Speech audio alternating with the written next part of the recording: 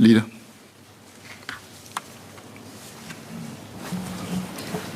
Mr. Speaker, it's customary at the end of the budget process for the leader to give a speech, being an acknowledgement to the chair of the House. We have come to the end of Budget 2022 and the COS. Sir, this budget has been both unusual and memorable for a number of reasons. First, although we have been battling the pandemic for over 2 years, this is the first time that it reached the chamber. Some MPs were close contacts of those who were COVID positive and took leave of absence out of an abundance of caution. Special seating arrangements were put in place so that they could feel at ease about attending. A number of MPs, myself included, contracted COVID and had to sit out the proceedings for a while. The virus was not discriminatory. Members of the ruling party had it. Ms. Sylvia Lim, Ms. Herting Roo from Workers' Party got it. Prof. Hun, nominated MP, got it as well. So it reached everyone. But I would like to thank colleagues for their care and concern and expressions of support for all those who were ill. Let me especially thank Mr. Louis Ng, who gave the most encouragement and support, primarily because he wanted me to get well in time to answer his PQs. He did add as an afterthought that he was concerned for my health as well. Thank you, Mr. Ng. Despite this, we did not allow COVID to disrupt our work. 66 speakers spoke over the 2.5 days of debate on the budget statement, 7 days of COS in which 639 cuts were filed. We spent a total of 73 hours debating the fiscal policy of the government and the ministry's estimates of expenditures. Approximately 130 PQs were taken in the past 2 weeks. This is the highest level of participation in the last 5 years, despite the reduced numbers of MPs able to attend Parliament. Second, this budget was developed against the backdrop of climate change and climate risk, which is becoming more urgent by the day. Third, just as we were about to debate the budget, the world changed with the situation in Ukraine, reminding us once again that independence, the right to self-determination, and territorial sovereignty are precious and cannot be taken for granted, and why small countries like Singapore must continue to advocate and uphold an international order that is rules-based and principled. Against this backdrop, we debated and approved one of our most transformative budgets to date, setting ourselves on a path towards becoming a fairer, greener, more inclusive, and overall more progressive Singapore. Let me summarize what we have done by approving this budget. With this budget, we will be strengthening our business ecosystem and building stronger Singaporean enterprises. The Singapore Global Enterprises and Singapore Global Executive Program will help us produce companies and Singaporean talent that are globally competitive. Budget 2022 will also revitalize and support our F&B, retail, and tourism sectors. We will continue to press on with our digitalization journey while ensuring that those who are less comfortable with technology are not sidelined. This budget affirms our support for our workers, especially low-wage workers, the progressive wage model, progressive wage credit scheme, and enhancement of the Workfare Income Supplement Scheme will support and uplift our low-wage workers. This unique approach is the outcome of intensive effort between the tripartite partners, the labour movement, employers, and government.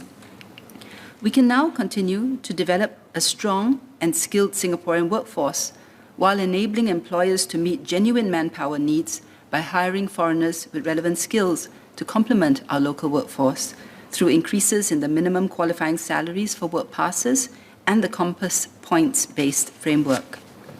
We are speeding up our transition to a greener, more sustainable society with the review of our climate plan and the setting of more ambitious goals, the increase in carbon tax, R&D into sustainability, cutting emissions, energy efficiency, renewable and clean energy, and zero waste. As this is not without trade-offs and costs, Singaporeans will be engaged in this endeavour so that we can all have a clear understanding of what it will take to achieve our green ambitions, even as we move forward on them. We have renewed and strengthened our social compact. Cost of living, inflation are very much on people's minds. Almost all members spoke on this in one way or another.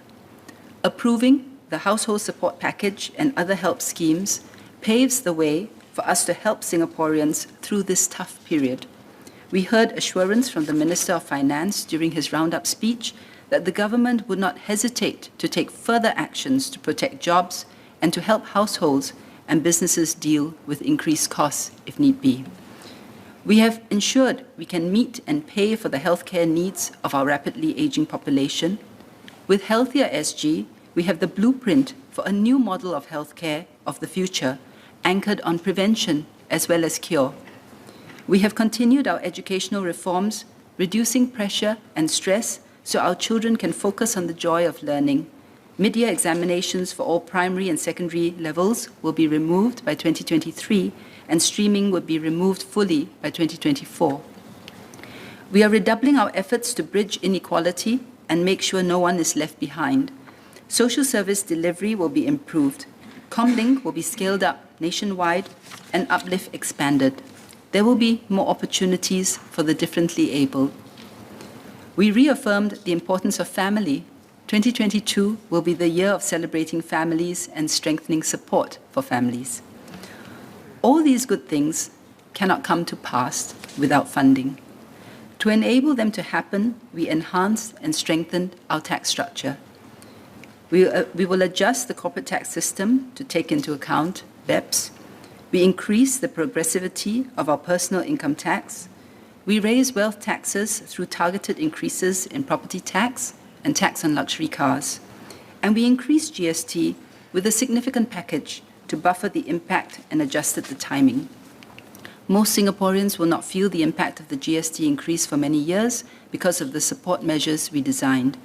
By coupling GST with the GSTV, we ensure that the lower income, including many retirees, will continue to pay less GST than the headline rate. We will study further support if the inflation situation worsens. And in Parliament, the budget process saw robust debate. The value of robust debate is that it helps to crystallize the issues and it lets people see where MPs and parties stand.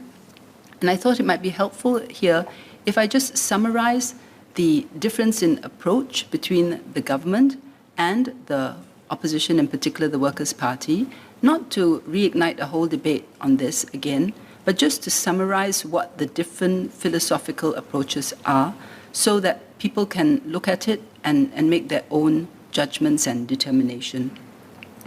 On the government side, the structures that we have put in place are ones we believe are fair and progressive. There's GST, yes, but it will not hurt the low income because of the permanent GST voucher scheme, and the assurance package will help all Singaporeans' households, not just the low income, cope with the transition, and the GST voucher scheme provides permanent assistance.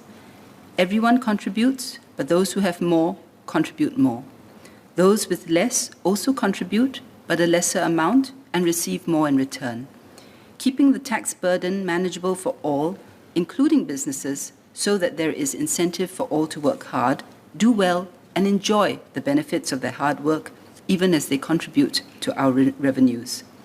We still maintain the protection of our reserves, and we use the income on our reserves equitably, 50% for this generation, 50% for the next. The Workers' Party has a different philosophical approach. They have preferred not to raise GST, but I don't think there's any dispute that there is a genuine and real need, though, to fund healthcare going forward and that there is a need for increased revenue. To achieve additional revenue of 3.5 billion a year, the net effect of their various proposals is to tax large companies more, tax the rich, or use more of the reserves. I mean, no matter which way you cut it, it boils down to those three things. Tax companies more, tax the rich more, or use more of the reserves. From our perspective, it's too early to adjust corporate taxes. It will depend on the evolving rules of BEPS 2.0. And even if we're able to collect more in corporate taxes, from the revenue for BEPS 2.0, we will have to use these revenues for additional measures to enhance our overall competitiveness and ensure that we can continue to attract our fair share of investments. On taxing the rich, there are ramifications on whether we'll drive away talent and wealth, and that will be bad for Singaporeans. In reality, wealth is mobile. Higher taxes on a small group of people at the top, who are extremely mobile, will eventually lead to higher taxes for upper middle income or even middle income groups. Using more of the reserves means leaving less behind for the next generation and imposing higher taxes on them. So I just lay this out at the end of the day so that people can reflect, make their own conclusions, and see how they wish to view this. But I thought when all was said and done and the dust settled after the debate, it's good just to crystallize the two different positions so that people will have a more meaningful insight as to what the different propositions actually mean. Next, with more opposition members in Parliament, it's natural that our debates will get more robust. That is par for the course. However, in this session, we are also reminded that whilst robust debate is good, it is also important that members maintain decorum in their actions, both in and outside of the House. The standing orders are there for a reason. Timelines and deadlines are also there for a reason, to enable us to conduct parliamentary business efficiently, but also effectively. I therefore urge members to be mindful of this so that for future debates, we can have all the cut and thrust that we desire, but at the same time, observing all due proprieties. Mr. Speaker, I would like to conclude by thanking everyone who has contributed to Budget 2022. Let me begin by thanking members of this House for their strong support and active participation in the budget and COS debates. It has been a tiring but rewarding 2 weeks. The budget was the product of strong input from Singaporeans from all walks of life. We engaged widely, took in feedback. It reflects our citizens' needs, aspirations, and does its best to address their concerns. I would also like to express my gratitude to all of the public servants who have been working so hard on this on top of their regular work. Many have had to learn on the job. Some have taken on additional COVID fighting roles over the past 2 years or so, and then have had to deal with budget. It has been a tiring time for them, but they soldier on, because when they signed up for public service, they knew they also signed up to serve, even at personal cost, in terms of family time and rest. I would also like to thank the Deputy Leader for covering for me in my absence. And on behalf of the House, I would like to thank you, Mr. Speaker, and your deputies for presiding over the proceedings with patience and forbearance. We're also grateful to the Clerk of Parliament, the Parliament Secretariat, the staff, the interpreters and translators, all of whom have been working in overdrive these last few weeks. May we show our appreciation for them. Thank you very much.